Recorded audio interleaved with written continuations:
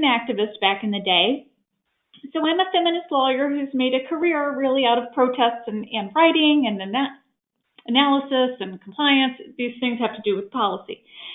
So in my current role, protest takes the form of performing what's known as institutional advocacy. I have lots of meetings with the people in charge. I tell them what I think we could improve and why and how.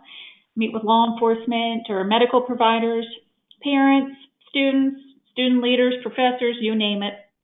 I volunteer my time with organizations like Stop Sexual Assault in Schools, One Student, and Alpha Chi Omega. My Project SAFE team and I go into area high schools here in Nashville, and we offer prevention programs there when we're invited. When I was thinking about today's topic, one thing I was really thankful for is that there are more online and free resources than ever. Stop Sexual Assault in Schools has an activist toolkit, so they're trying to make it as easy as possible for people to engage on the issues. So does Know Your 9. Different states have online resources that you should check out. I know the Maryland Coalition Against Sexual Assault has some tips on there. Here in Tennessee, we have the Tennessee Coalition to End Domestic and Sexual Violence.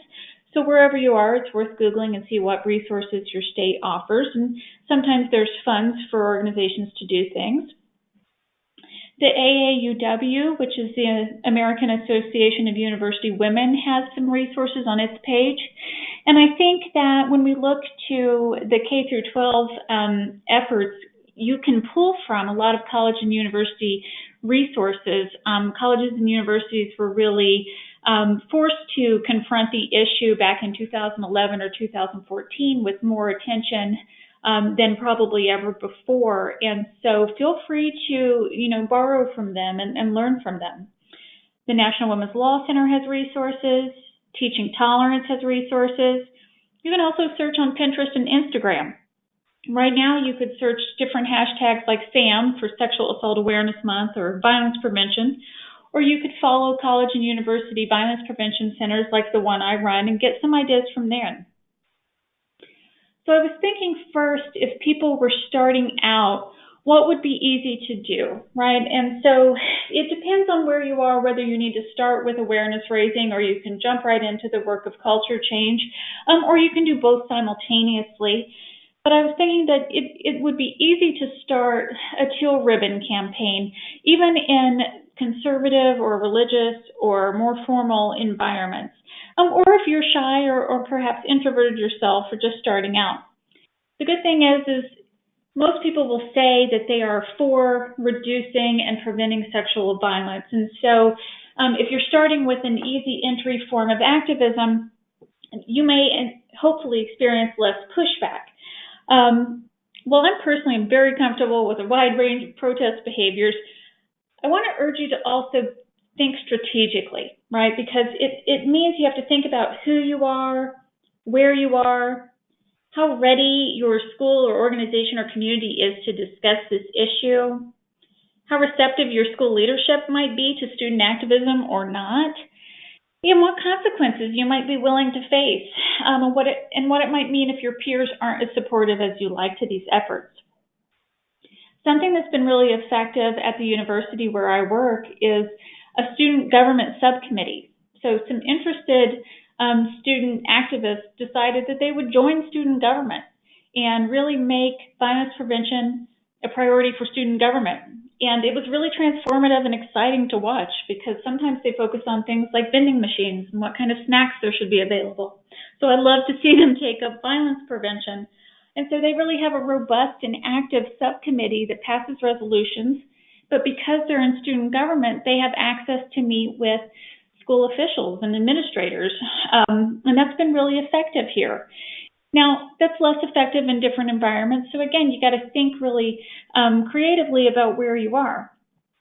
I've also seen student organizations have a lot of success when there was just a rumor of a protest, right? So how do you take advantage of that time before a protest action might be necessary? And that wiggle room right there, that lead-up time, that anticipation, that's a real opportunity for negotiation.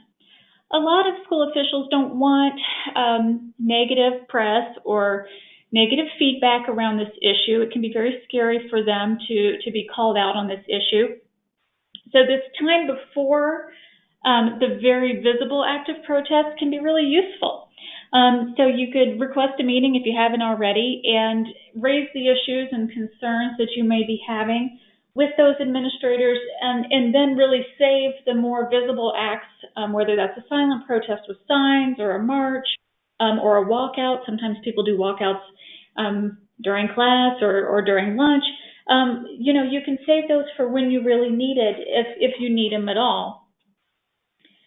So, you really want to think, how can I be persuasive on this issue? And it's so emotionally charged for people, including my staff, for example. I often have to talk to my younger activist-oriented staff about the difference between being right and being effective. And, I think we're right. We care about this issue and everyone should care. But you also have to really think about what's going to be really effective. And in the K-12 environment, where we can see some quick action is when you can pair some student activism with some parental activism. And so if there's a parent association, sometimes that's a PTA or a parent and family association, or just concerned parents. If they can come forward and request meetings and demand some attention from a school board at the same time, that's where we can see a lot of actions taken quickly. But I don't want to let you think that if you're just acting solo, you can't make some change. There was one student I worked with a few years ago, and he emailed every single public school district in his home state. And he was really dismayed because not very many people wrote him back. But he emailed them and he asked, who is your Title IX coordinator? What are you doing in terms of violence prevention? And can I see your sexual misconduct policy? Now, because he didn't get many replies, he thought it wasn't successful activism. But let me tell you, I know what goes on behind the scenes. And I bet that act of emailing all of those school districts made major change in his state, because someone receives the email. And if they don't know who the Title IX coordinator is, I bet they go look.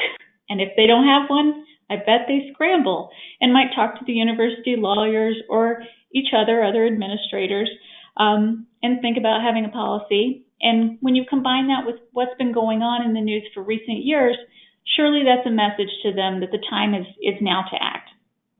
So those are just a few ideas to start us out. And I thank you for having me today, and I'm really excited to hear from the other panelists.